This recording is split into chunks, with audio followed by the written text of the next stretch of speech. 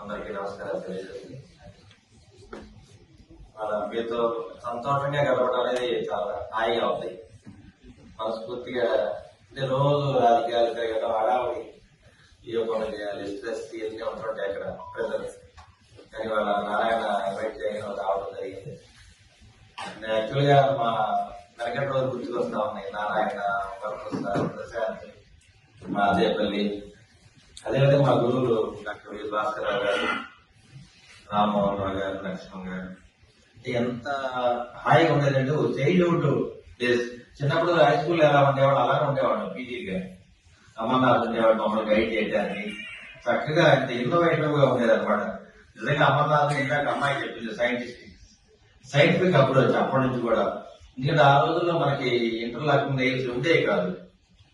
అమర్నాథ్ దాన్ని ఒక scientific approach లో దాన్ని హోల్స్ పెట్టి అండర్ రేడియా ఎక్స్రే ఇంటర్లాకింగ్ నెయిల్స్ ఇన్ని చేస్తుండేవాడు. అది చాలా నేను ఇప్పుడు ప్రాక్టీస్ లో కూడా అనుకుంటేవాడు అమర్నాథ్ ఆ రోజుల్లో ఇట్లా ఇన్నోవేటివ్ గా చేశాడు. సైన్స్ అనేది అట్లా కనిపెడతా ఉంటాం అన్నమాట. ఆ రోజుల్లో అమర్నాథ్ అట్లా ఈ ఇంటర్లాకింగ్ నెయిల్స్ తయారు చేసేవాడు.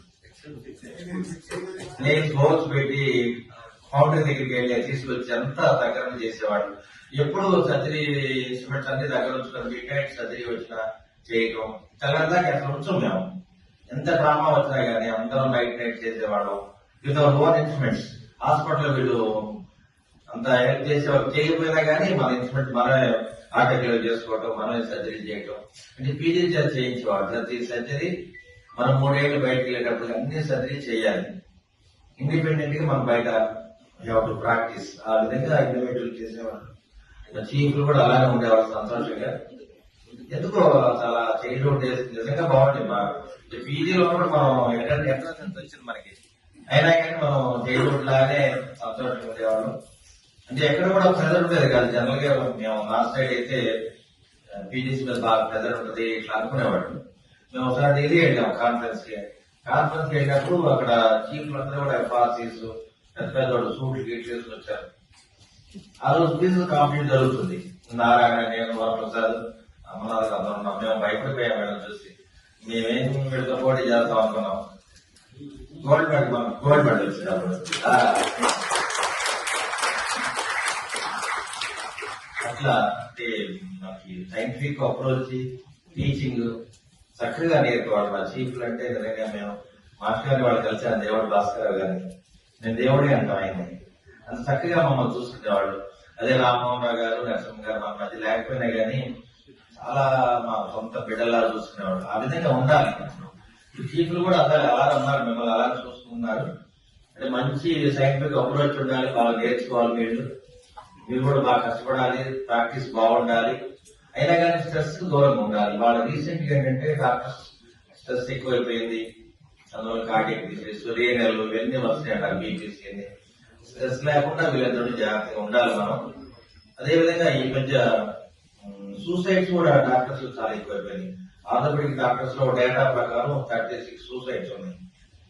అదేవిధంగా ఎనస్థీషియాలు కూడా నంబర్ ఆఫ్ సూసైడ్స్. రీసెంట్ గా చిన్న పిల్లవాడు జవహర్ అబ్బాయి ఎనస్థీషియా పీజీ, ఈ డైడ్ ఆఫ్ స్కోలిన్ ఎనస్థీషియా ఇంజెక్ట్ చేసుకుని చనిపోయాడు. చాలా మంది మా క్లాస్ కట్ బాధ్యతవసరం ఎనస్థీషియా అనమాట. ఇట్లా జాగ్రత్తగా ఉండాలి మనం కూడా. ఎందుకంటే మనం స్ట్రెస్ ఎన్ని ఫీల్ అంటే మన కింద మన ఫ్యామిలీస్ ఉంటారు, పిల్లలు ఉంటారు, మన మీద డిపెండ్ అయి ఉండే అటాచ్మెంట్ ఉన్నవాళ్ళు చాలా మంది ఉంటారు. అంటే నేను మొదటి నుంచి కూడా పొలిటికల్ అప్రోచ్ ఉంటుంది. చిన్నప్పుడు నేను స్కూల్ లీడర్ని, 10th క్లాస్ లో స్కూల్ లీడర్ని, ఇంటర్మీడియట్ లో జాయింట్ సెక్రటరీ చేసేవాడు. నాకు పొలిటికల్ ఇంట్రెస్ట్ ఎక్కువ చిన్నప్పటి నుంచి. మీ కమ్యూనిటీ పార్టీలో ఉండేవాళ్ళు, అందుకని ఏఎస్ఎఫ్ లో ఉంటా అట్లా తిరుగుతుండేవాళ్ళం.